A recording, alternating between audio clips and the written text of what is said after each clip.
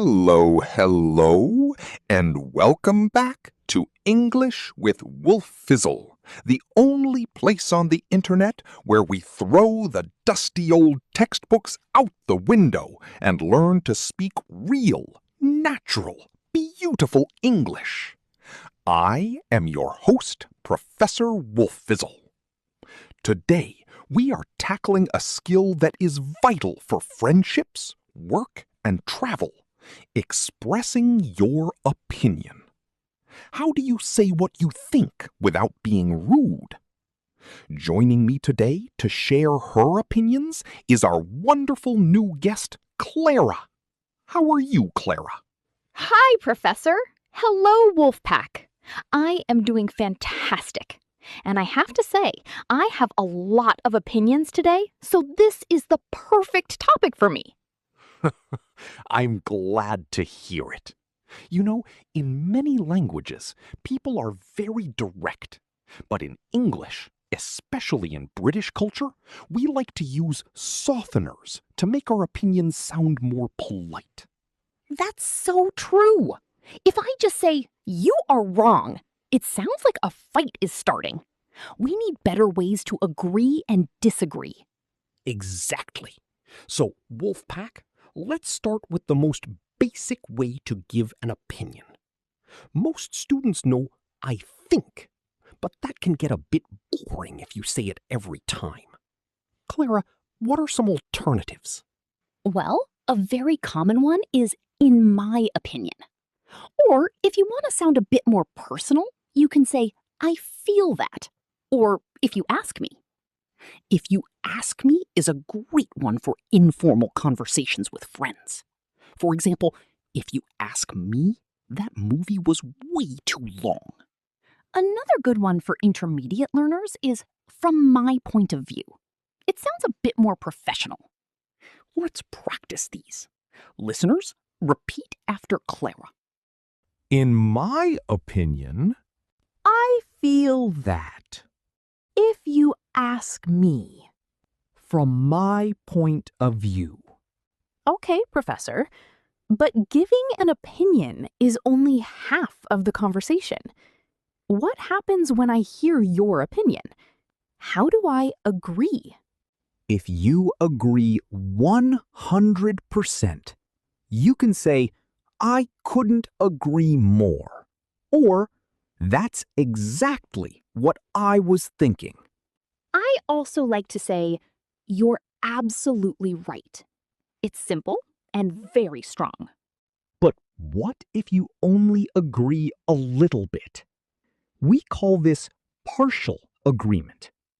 You can say, "I see your point, but," or "I agree to an extent, but." That "but" is very important. It's like a bridge to your own idea. Now, let's look at the difficult part, disagreeing. Clara, how do we say no without being mean? This is the English secret. We usually start with a sorry. Even if we aren't sorry, we say, "I'm afraid I disagree." Or, "I'm not so sure about that." Yes, the classic British "I'm afraid." It doesn't mean I am scared. It just means I am sorry to tell you this. Another polite way is to say, "I see what you mean, but I have a different opinion." It shows that you listen to the other person first. Let's try a real-life role play. We are going to argue about something very important. Is it better to live in the city or the countryside? Clara, you go first. Well, if you ask me, living in the city is much better. There are so many restaurants, cinemas, and shops. It's never boring. I see your point, Clara, but from my point of view, the city is too noisy and crowded. I feel that the countryside is better because it is peaceful and you can breathe fresh air. I'm not so sure about that. The countryside can be very lonely.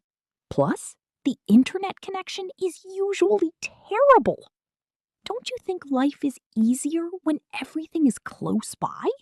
You have a point there, but I prefer quiet nights over fast internet. Let's agree to disagree. Agree to disagree. That's a perfect phrase for when the conversation is stuck and nobody will change their mind. Wolfpack! Did you notice how we used those phrases? We didn't say, you are wrong. We used, I see your point, and I'm not so sure. It keeps the conversation friendly. Professor, what about giving an opinion on something very small, like food or a song? For small things, you can use I'm a big fan of, or it's not really my thing. Oh, I love that. It's not really my thing. It's so much nicer than saying, I hate it. For example, sushi is not really my thing. Exactly. Now, let's look at a few more advanced phrases for our B1 learners. If you want to show that you have thought about the topic for a long time, you can say, as far as I'm concerned, or to be honest. To be honest is very popular. We use it when we are about to say something that might surprise the other person. To be honest, I didn't really like the pizza. Okay, Wolfpack, it's time for the opinion quiz. I will give you a sentence, and you have to choose if it is a polite way to agree, disagree, or give an opinion. Clara will give the answer after 3 seconds. Number 1. I'm afraid I have to disagree with you on that. Polite disagreement. Number 2. If you ask me, we should leave now. Giving an opinion. Number 3. I couldn't agree more. Strong agreement. Number 4. It's not really my thing. Polite way to say you don't like something. Number 5. I see your point, but... Partial agreement. Excellent. You guys are becoming very sophisticated speakers. Clara, thank you for sharing your opinions today. I think this was a great episode. I couldn't agree more, Professor. It was a lot of fun. And now it's time for your Wolfpack homework. We want to know your opinion. Go to the comments and answer this question. Is coffee better than tea?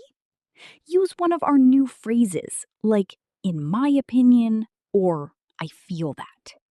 I am very curious to see your answers, but please be polite. Stay curious, keep sharing your thoughts, and keep talking.